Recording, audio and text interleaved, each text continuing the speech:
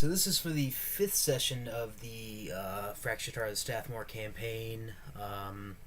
Again, the same four members of the group, no new additions. And yet again, my brother Matthew has been taking care of the DMing, and that was for these past two sessions. So where we last left off, they were sort of on a caravan to take a weather experiment from Bosom to Rotherhithe. If I'm saying that correctly, I might be. My brother was the one that made it to town. And, so they had a little fight with running with some wolves. During this session, really the first thing that happened was some good conversation. Skamos, the tiefling cleric, actually decided to speak to the group. They don't really respond much, whether it's because it's in character or whether everyone had a kind of a rough day. But after some time of travel, they decided to make camp. Luckily, the android in his introductory videos on this channel under Biggins or Josh Wilson, he only needs the first 4 hours off, and then he's good for the rest of the night. In fact, the rest of the following day. So they decided to make camp, and during like the second or third shift, Griffin, who's the android, hears Skamos talking about some kind of deal with Basha, the human. I assume rogue. She looks roguish. So that's the tiefling and the human are talking about some sort of deal, and one thing I really loved about his character was he said that he was going to keep this conversation a secret to the rest of the group because it's all part of the show. So a really interesting thing, the fact that he's going that far in character to hide really pertinent knowledge, really important knowledge. But yeah, so there's some fun moments with that. And the next morning, they decide to head off. Have a nice little skit where Linton, the as you might have met Lamont Harrison in the other video, doesn't have his book open, so he's currently blind. Charges off in a random direction, and the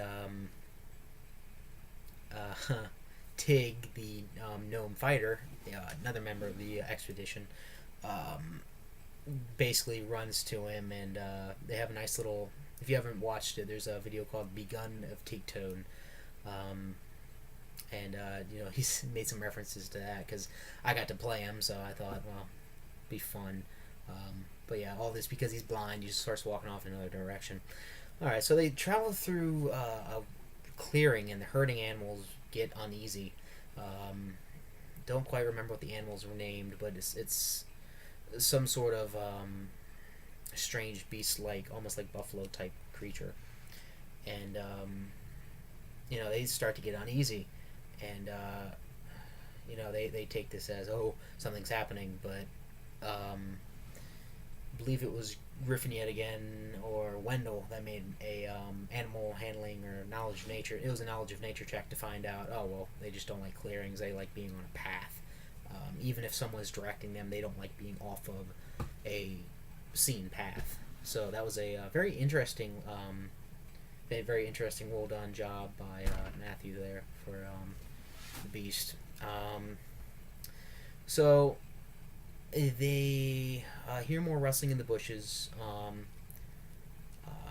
usually frequent sign of trouble, and they also see some tracks from the convoy, but notice that Basha is missing. The NPCs say they should look for, some of them do, some of them don't.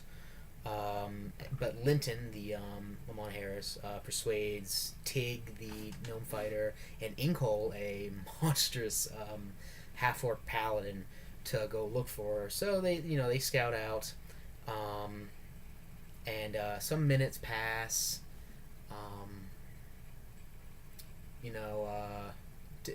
They come. Linton's like, okay, something's up. So he actually, rubs his book, of course, looks out, sees just barely sees that they're just standing there. They're not doing anything. They're just kind of waiting. So they come back, and Tig says that Basha is scouting, and Linton calls out his lie, and he tries to influence his party members to say, "Hey, this they're lying, something's going down." And Griffin, already knows this, but he decides to keep quiet. But when Griffin rolls an insight check to that persuade, he actually rolls a 1, and Griffin just spills the beans about everything, about what he heard about some kind of deal, and they're trying to surprise us with something, and it was a jokingly because of our programming error, and yeah, Inkle says I'm sorry, and Basha and some goblins jump out of the bushes. A fight ensues. This fight was actually had many climactic moments. It was very good. First thing, I just remember the first thing that happened was Linton and Griffin actually almost went down. They evaded massive damage, nearly causing them to die by 1 hit point, both from Inkle, from that monster paladin, and he took a good beating to the rest of the party before finally going down, and eventually the party took out Tig, Inkle, Basha, and I know I'm missing one member of the party, and Scamos. They took out the 4, the cleric, the paladin, the fighter, and the rogue. They took them out, as well as the 4 goblins, basically all just beaten and battered. 2 of them are down. 1 was this close to death because of failing a check, because of failing a death saving throw. And it was a very climactic fight. Almost lost 2 people because of a crit and just a huge amount of damage. So it was a very nice fight.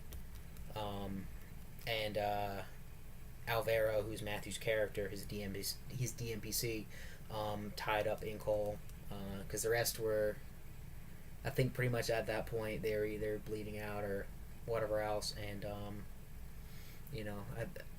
they might be, who knows, and that's where they ended. Right there was a really hard fight. Then they're scoring quite a bit of XP from the fight, because they were nice non-player characters. Well, not nice, but still very interesting fight. Very good session yet again for my brother. The players were really fun. A lot of fun little things here and there. And yeah, that's should clear up until next week.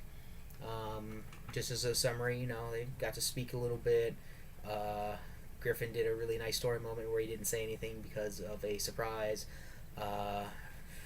And then the blindness joke, and then a big fight. Almost had 2 player deaths. Matthew would have been tied with me. That's it for now.